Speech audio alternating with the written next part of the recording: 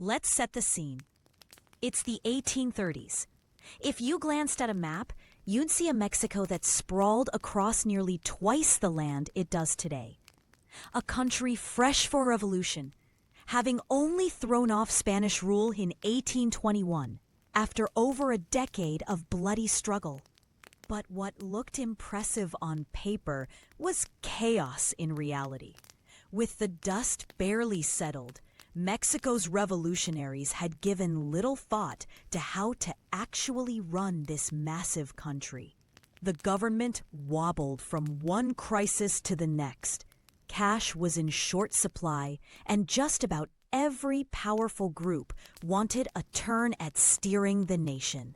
Imagine a young country, nearly 4.5 million square kilometers, trying to govern towns, mountain ranges, vast deserts, and societies that had little in common besides a new flag. And that was if they even cared about the flag at all. Internal revolts were brewing. Spanish troops loomed from nearby Cuba, always threatening a comeback, and bankrupt leaders barely kept the ship afloat. So, when American soldiers came knocking 2 decades later, Mexico was about as ready for war as a ship caught in a hurricane with no rudder. Now, on the other side of the border, the United States was a nation on the move, literally. American settlers and politicians were convinced it was their destiny to expand westward. Manifest destiny, they called it. The U.S. had already swollen in size with the Louisiana Purchase. And now every politician with presidential ambitions saw even more land as the ticket to glory.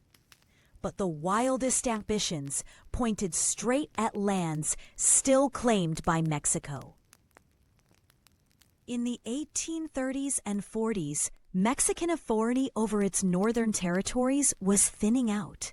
Texas, a huge region inside Mexico, was filling up with American settlers, many of whom cared more about growing cotton and therefore keeping slaves than about following Mexican laws.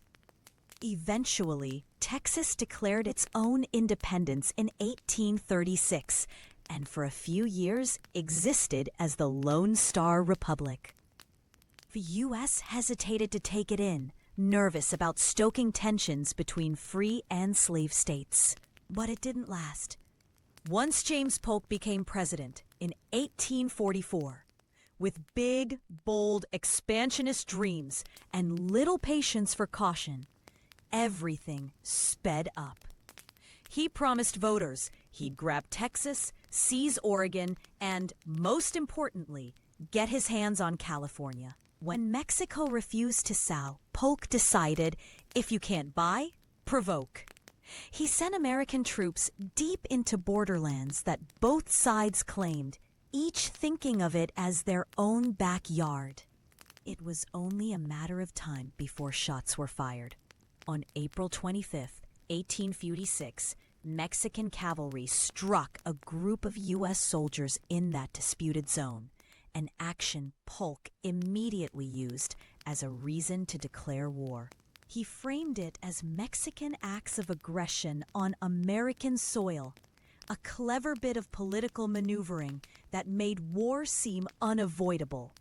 Congress declared war. Mexico, torn by its own political strife, never even made a formal reply.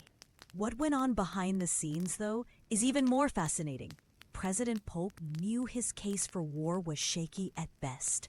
Even some American soldiers, like future President Ulysses S. Grant, later admitted that the U.S. essentially poked Mexico until it lashed out, just the pretext Polk needed. It's a classic example of politics shaping the narrative of war, and it tells you something about how history is made. Often, the so-called villain or victim depends on who's telling the story. Back in Mexico, the leadership was changing hands at a dizzying pace. Enter Antonio Lopez de Santa Anna, a man who seemed to have 9 political lives. Santa Anna supported the monarchy, opposed the monarchy, fought for a republic, sometimes crushed it, and somehow managed to become president a whopping 12 different times in 22 years. He also wasn't above playing both sides. While in exile in Cuba, he secretly promised U.S. negotiators he'd sell contested territories at a good price, if only they'd help him sneak back into Mexico. Once he got there, of course, he turned on the Americans, seized power again, and prepared to lead Mexico's army. As American forces surged across territories, entire regions fell faster than anyone could have predicted. General Kearny walked into Santa Fe without firing a single shot and became governor overnight.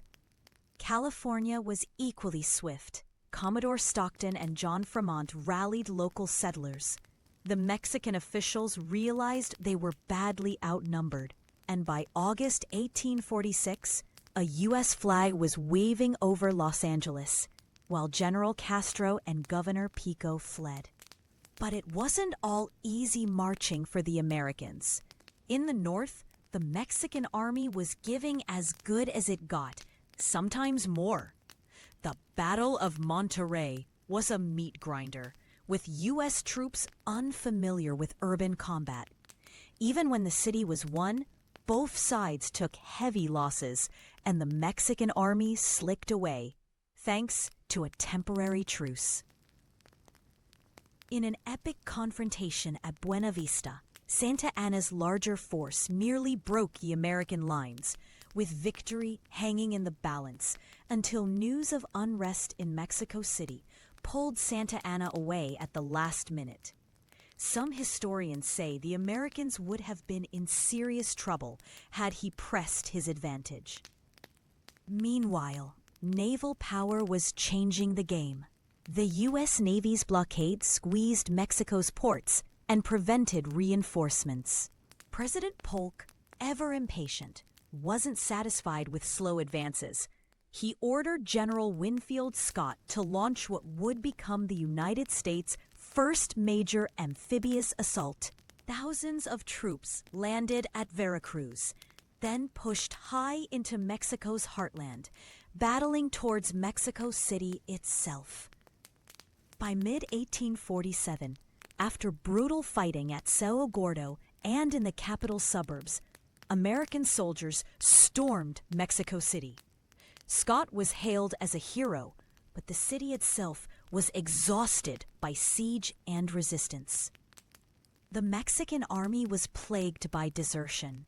Many soldiers felt no loyalty to generals or the fragile central government, only to their distant villages.